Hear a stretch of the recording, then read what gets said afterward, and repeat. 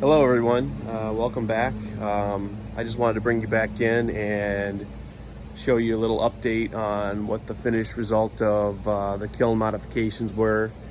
Everything went really well. Pretty happy with the way everything turned out. But again, yeah, I just wanted to show you the last few adjustments and things that I was able to make to the kiln.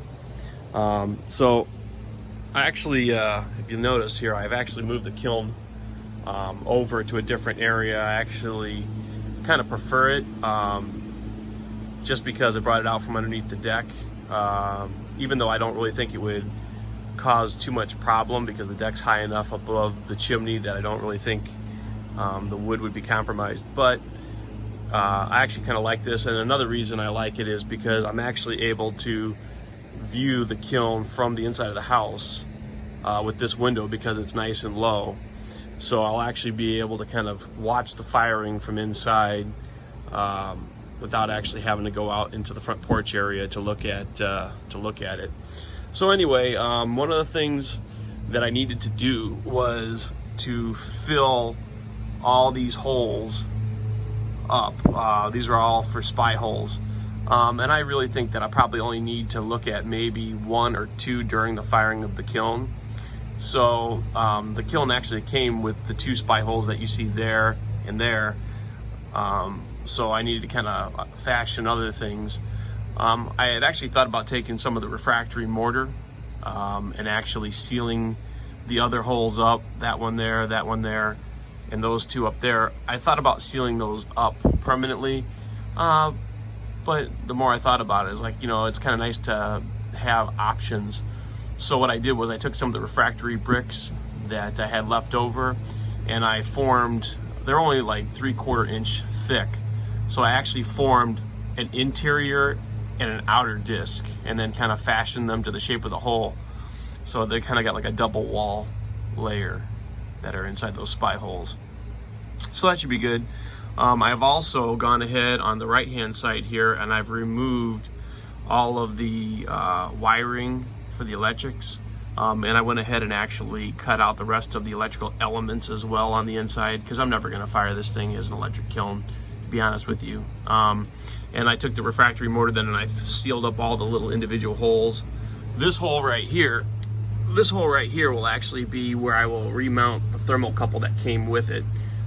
So that I left alone, but yeah, all the rest of these are all sealed up now. So that came out pretty nice. All right, give me a second. I'm gonna put the camera down for a second and open up the kiln. Well, actually, before I do that, so then I can show you here where I have marked the top of the chimney. I was able to mark the top of the chimney right here. That came out very well. I was very careful about how I measured the interior of the chimney, so that as I cut this, I laid it out, and then I actually started by making my cuts more on the interior section and then worked my way to either side.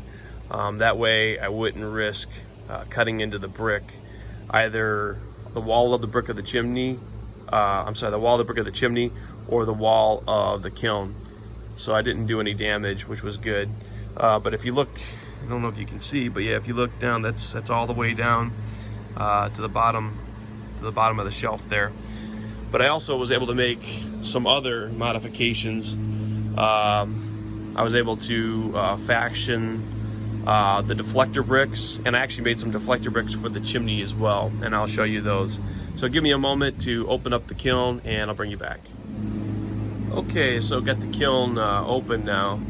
And as you can see, again, the hole in the lid that I cut really matches well with the hole in the chimney. So, and I think it's got a pretty good seal. I did notice a little bit of a gap on the right-hand side of the kiln here, where I saw some daylight. So I went ahead and I just put a very thin layer of mortar around here, and then I also put the wax paper back over, and then I closed the lid to try to kind of smooth it down. I don't know if it's going to help much, but I mean, we'll do what we can. I did end up having to remortar in both sides of the chimney. I didn't do as good a job as I thought I had, and these chimney bricks were actually loose and pulling away. One of the reasons is that I think that it happened is because I forgot to wet down this kiln brick before I started adding the mortar, and I didn't add enough mortar. So when I went ahead and put the mortar on there, the way that it just drew the water out of the mortar so quickly, it caused a separation. And again, all these bricks were very loose. Now they're very strong, they're in there very securely, which is good. And then also what I ended up doing was I used excess mortar and I pushed it into each of the little seams further out, and then tried to work the mortar in. And I think that worked out well. I feel like it's very well sealed now, that the chimney is not going to have air coming from any of these side grooves in that way, but it's all going to be forced down. So that worked out really well. If you can see also at the bottom of the kiln on this side and the bottom of the kiln over here, you can also see the hold on here, see if I can get it to refocus here. Sorry about that. At the very bottom there below the shelf, you can actually see the deflector bricks that I fashioned and made. So what'll happen, again, if I can show you, is that the flame is going to travel in and go right to those deflector bricks and then be forced up to the top of the kiln. I was a little bit worried also that because, as you can see, my kiln shelf is round, and it doesn't match really well with the side of the bricks. I was also worried about in the back underneath here.